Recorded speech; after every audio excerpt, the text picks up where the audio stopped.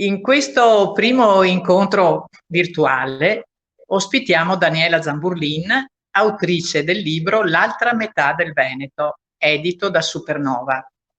Per questa edizione si è deciso di presentare anche i libri di due scrittrici che sono abitualmente curatrici della rassegna. Si tratta di Daniela Zamburlin, come ho detto poc'anzi, e di Barbara Marengo. Veniamo adesso alla nostra ospite del primo appuntamento di Libri in Spiaggia 2020. Daniela Zamburlin, nata a Venezia, si è laureata in filosofia con lode all'Università di Padova nel 1974. Giornalista professionista al Gazzettino, ha concluso la sua carriera nella redazione di Belluno. Attualmente è direttrice di Kaleidos, la rivista dell'Università Popolare di Mestre, e condirettrice di Nexus, periodico di cultura veneziana edito da Supernova. Collabora con quotidiani e periodici prevalentemente su temi di letteratura e di storia. Tra i suoi interessi principali troviamo lo studio della fiaba e delle tradizioni popolari, la storia delle donne e la storia di Venezia, città in cui vive e lavora. Collabora a Venipedia, l'enciclopedia storica online di Venezia. Zamburlin, oltre che giornalista, è socia fondatrice ed è stata anche presidente dell'Associazione Culturale Moderata Fonte, associazione che promuove la cultura delle donne del presente e del passato. È stata delegata della Commissione Pari Opportunità del Sindacato di Giornalisti del Veneto presso la Federazione Nazionale della Stampa. È consigliera dell'Università Popolare di Venezia e socia dell'Ateneo Veneto e del Comitato Venezia. La nostra ospite svolge costante attività di conferenziera per importanti associazioni veneziane.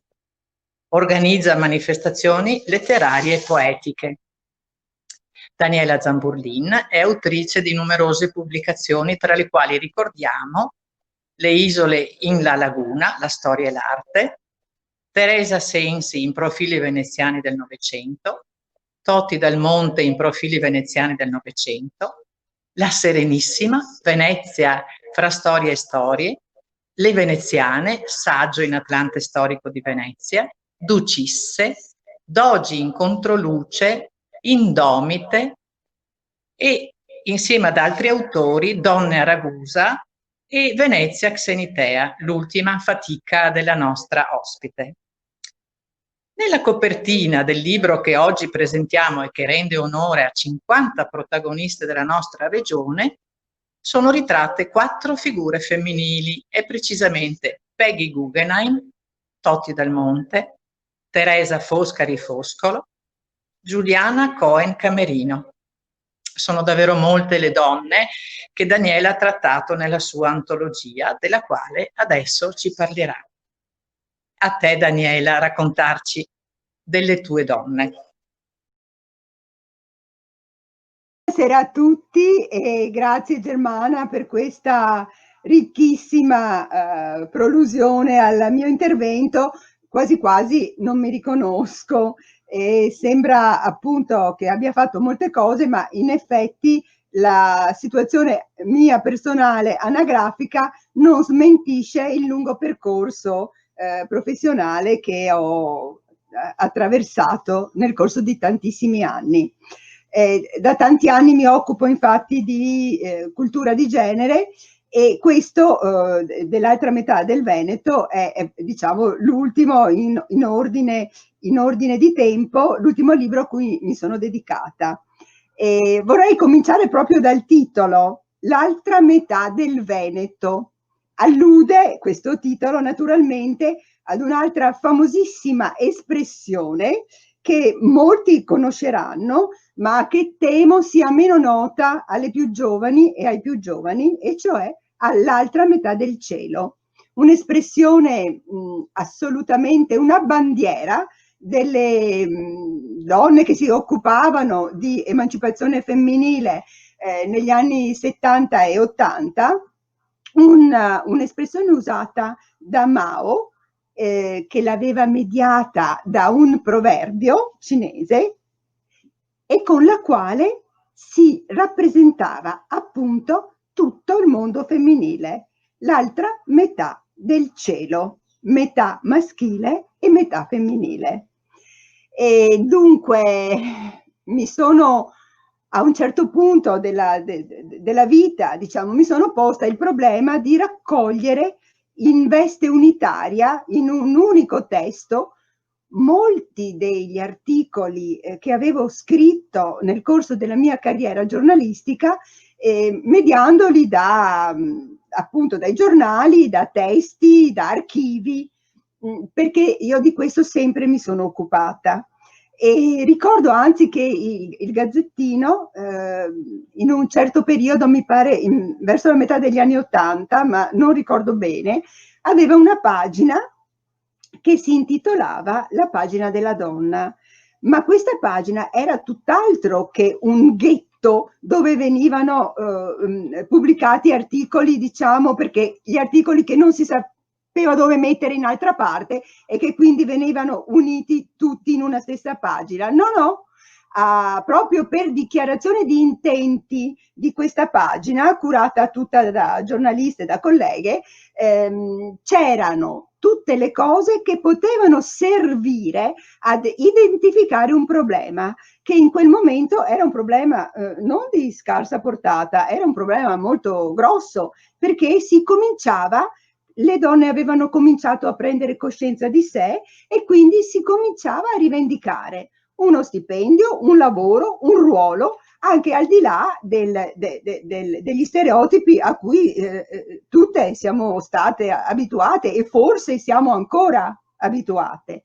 E questa pagina però è durata un pochino, non molti anni, però è servita e quando non è più stato possibile compilarla, si è verificato subito un problema, perché in realtà a quell'epoca era molto difficile far passare il messaggio dell'emancipazione femminile, perché c'erano molte resistenze. Questo si può anche capire, anche se non è proprio una cosa giusta giusta.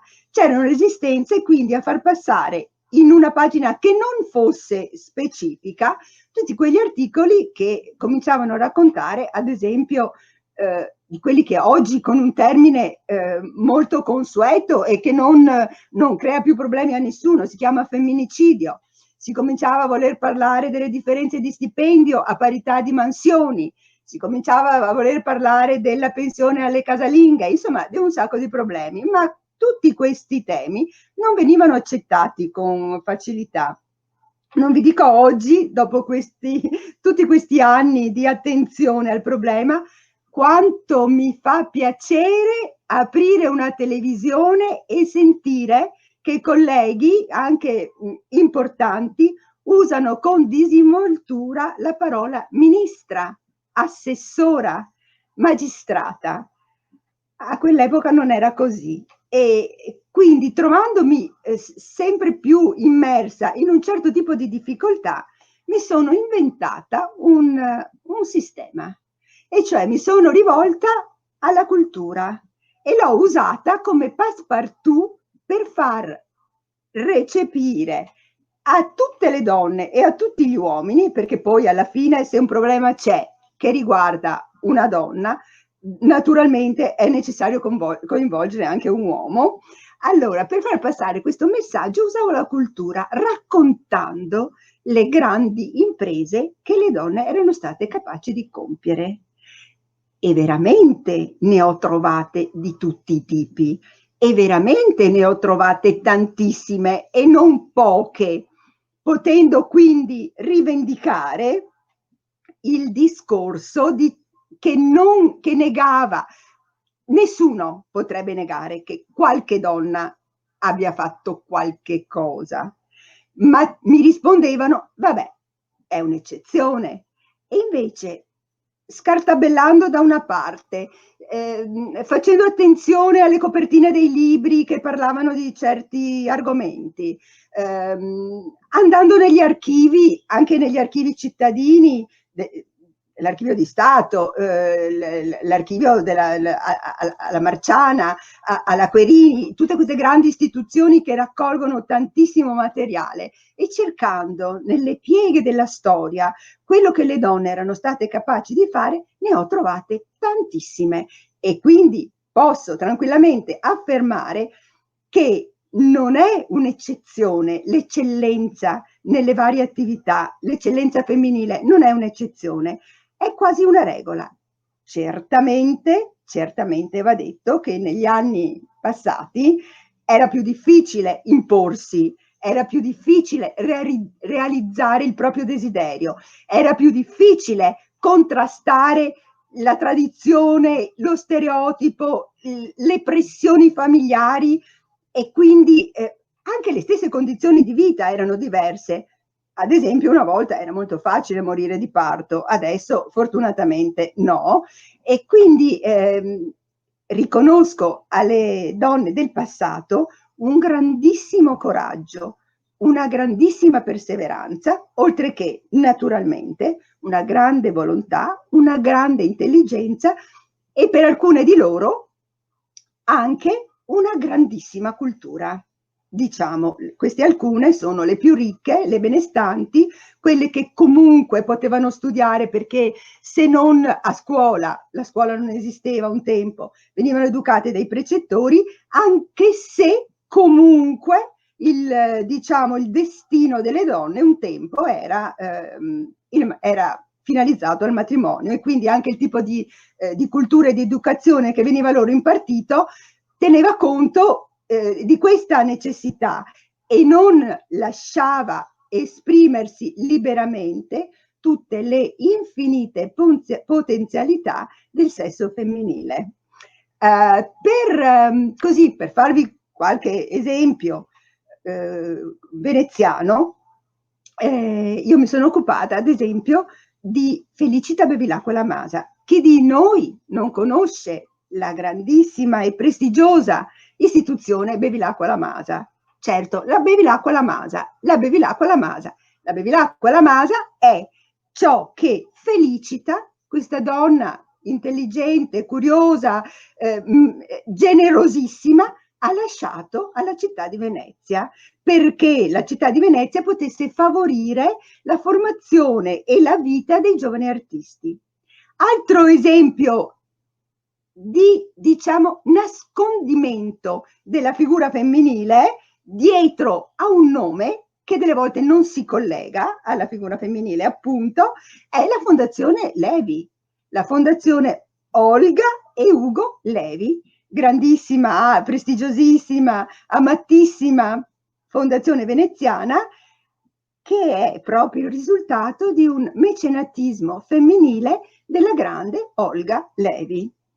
Poi cosa abbiamo? Qui a Venezia ne abbiamo veramente tantissime. Abbiamo il Teatro Malibran, tutti lo conoscono, dedicato a questa cantante che, pur non nata a Venezia, aveva cantato nella nostra città riscuotendo successi favolosi. E poi ancora le donne che Germana ha ricordato prima in copertina, la Guggenheim, l'ultima dogaressa, la chiamavano anche la vecchia matta, ma era una mecenate, una, come si può dire, neppure una collezionista. Lei si diceva: io non sono una collezionista, sono un museo, una persona che ha sponsorizzato i più grandi artisti del tempo. E poi ancora la Teresa Foscari Foscolo, questa contessa innamorata della sua città, questa ambientalista forte, in un tempo in cui l'ambientalismo forse era appena agli esordi. Insomma, la lista potrebbe essere vastissima, e arricchita da tutte le donne che anche nel Veneto avevano ricoperto ruoli importanti ed avevano espresso la loro personalità, ripeto, a dispetto degli stereotipi che sulle donne si usava purtroppo mantenere ed avere. Cos'altro posso dire di questo libro? Potrei darvi, se avrete l'occasione di leggerlo, e ne sarei felice, potrei darvi un suggerimento metodologico, perché mi si è posto il problema di come presentarlo. È un libro che ha assolutamente un carattere divulgativo ed è anche, diciamo, un testo di partenza e non di arrivo, anche perché man mano che scrivevo e ricercavo, 1000 altri nomi si affioravano dalle carte, diciamo, dagli studi e appunto dai libri. Quindi non è un libro finito, è un libro in fieri. Comunque, metodologicamente mi sono posta il problema di come trattare queste biografie di tutte queste mie amiche e sorelle. La sorellanza è un termine che viene spesso usato dalle femministe. Allora, avevo pensato inizialmente di usare l'ordine alfabetico, poi certo l'ordine alfabetico serve, ma mi sembrava povero. Poi avevo pensato, come è giusto spesso fare, di usare delle categorie scrittrici, musiciste, attrici, filosofe e quant'altro. Mi sono però accorta che questa classificazione non rendeva onore del tutto alle donne, perché sicuramente sappiamo che la personalità femminile è molto versatile e che quindi le donne sanno fare tante cose insieme, e oltre a seguire il loro ruolo ineliminabile di madri e di mogli, sanno fare anche altro, magari anche rinunciando a perseguire il ruolo di madre, a quello, o di moglie, a quello che volevano fare. E quindi categorizzazione univoca deprivava o rischiava di creare, come si può dire, dei preconcetti sui nominativi, sui nomi, perché definire una scrittrice una donna che era stata anche attrice o che era stata anche filosofa o che era stata anche giornalista non le rendeva giustamente la pienezza della personalità. E così ho scelto quello che io tra l'altro ritengo metodologicamente un ordine fondamentale per capire un po' la storia, e cioè ho scelto l'ordine cronologico, che mi permetteva di cominciare dalla fine del Settecento, facendo accavallare due protagoniste, Elisabetta Querini, Benzon e Isabella Teotocchi Albrizzi, due intellettuali, insomma, la Querini poi tra l'altro la conoscerete per forza, perché credo che molti conoscano la famosa canzone La Ninetta in gondoletta, che a lei è dedicata. Comunque queste due ultime protagoniste del Settecento che entravano nel secolo successivo e cominciando da là via via venendo fino ai nostri giorni, ai giorni del Novecento, e esplorando tutta la nostra regione. Quindi un panorama abbastanza completo, spero, sicuramente mancante di qualche nominativo, perché vi assicuro che era proprio come pescare in un cesto di ciliegie, una e ne arrivavano 10 e non era più finita per poter pubblicare. E ringrazio l'editore che mi ha anche aiutata e ha in un certo momento ha chiuso, come spesso fanno gli editori, ha chiuso i tempi. A un certo punto mi sono fermata, arrivando però ad esempio proprio quasi ai nostri giorni, citando in una postufazione che ho fatto proprio per almeno poterle citare, l'inventrice di Topo Gigio, la Maria Perego, che è scomparsa da pochissimo, e invece dedicando una scheda a quella straordinaria cantante cantante ed etnomusicologa che tutti conosciamo col nome di Luisa Ronchini, e ascoltando mentre scrivevo le sue canzoni, che toccano le corde non solo dell'anima ma anche del pensiero e della capacità di osservare la realtà con una completezza che non è da tutti saper fare. E quindi mi dispiace che, data la modalità della presentazione, non vi posso dire se avete delle domande da fare, ma sicuramente forse qualche domanda, una domanda me la potrà fare Germana. Beh, Daniela, grazie. Intanto, io prima di rivolgerti una domanda vorrei però, con il tuo permesso, leggere una parte di un ritratto di una protagonista avrei scelto di leggere una parte del ritratto di Luisa Baccara, pianista veneziana e amante di Gabriele D'Annunzio. Ed ecco questo ritratto, una parte di questo ritratto naturalmente. Tra le sue numerose amanti, Luisa fu quella che gli restò accanto più a lungo. La Baccara entrò nella vita di D'Annunzio pochi mesi prima dell'impresa di Fiume e non lo lasciò più. Trascorse al suo fianco gli ultimi 20 anni di vita, consigliandolo e proteggendolo con razionalità, abilità organizzativa, fermezza e dedizione. Restò al Vittoriale anche quando la passione si affievolì fin quasi a scomparire.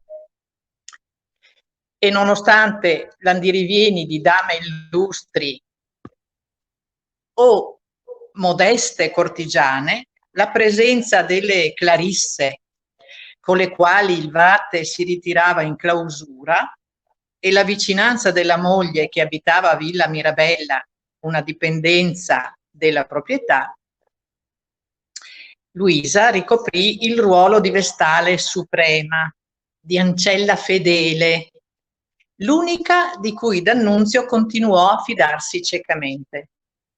Amante prediletta, fu in realtà moglie sotto molti punti di vista, e le lettere e i telegrammi che il poeta le inviava erano indirizzati a Luisa D'Annunzio.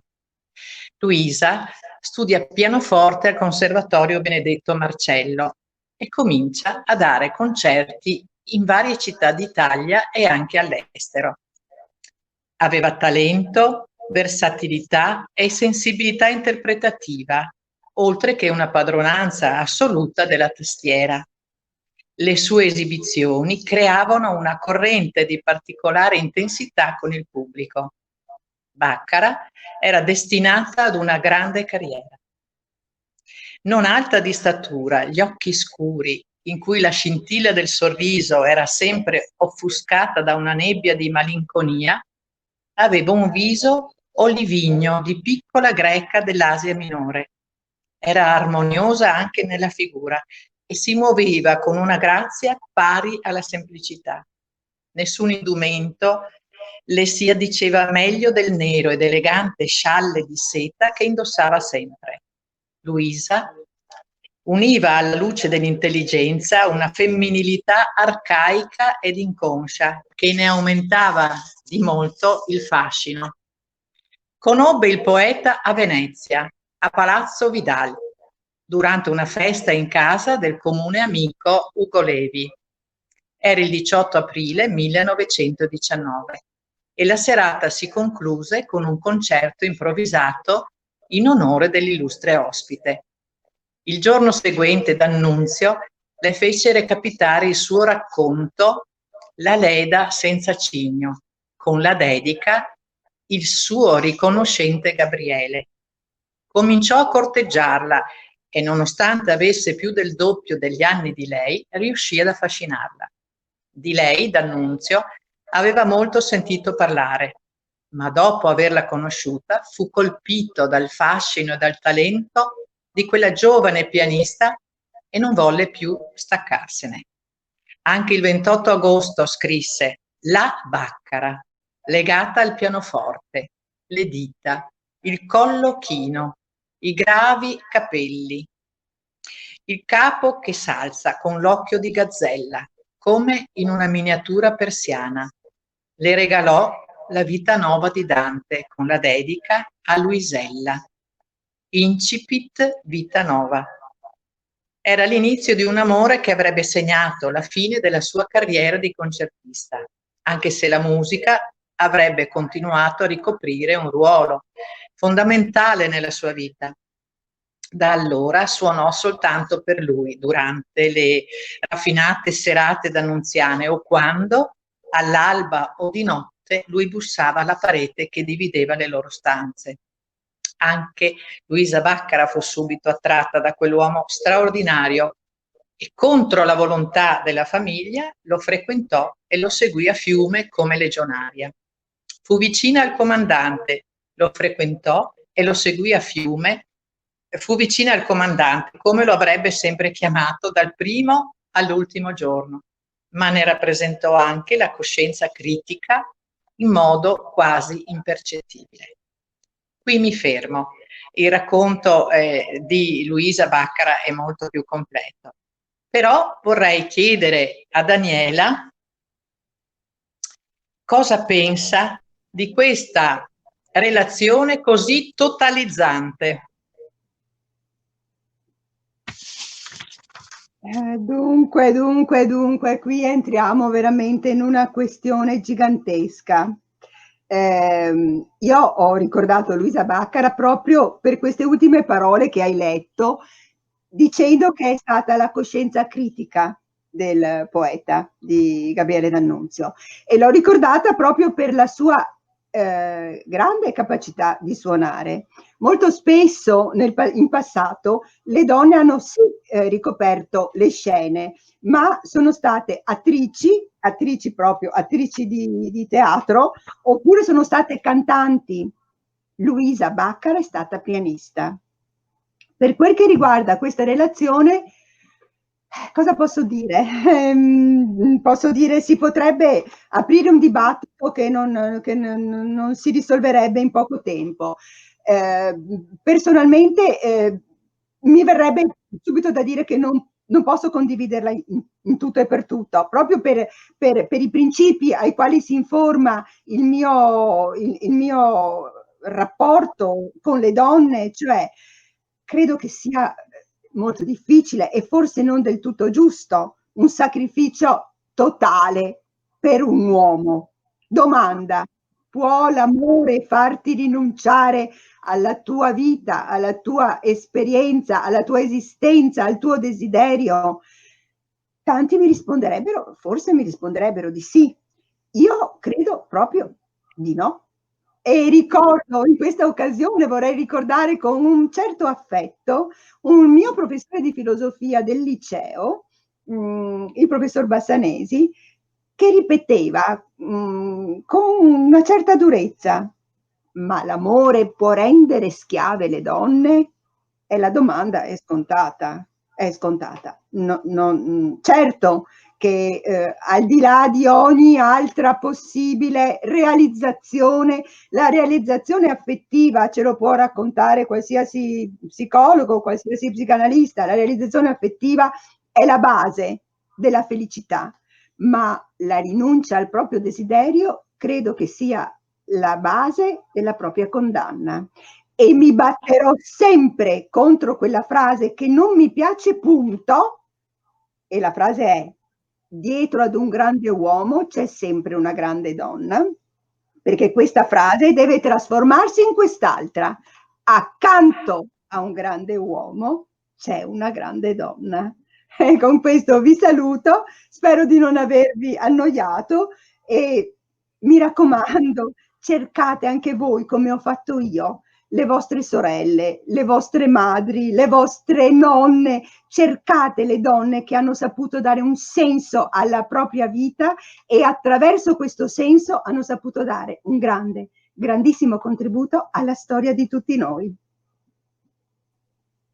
Daniela, io ti ringrazio veramente perché da donna non posso che approvare i tuoi pensieri e quelle che sono le testimonianze di vita nella tua professione e poi giustamente è ancora impari la questione femminile, soprattutto nel lavoro e anche in altri ambiti ovviamente.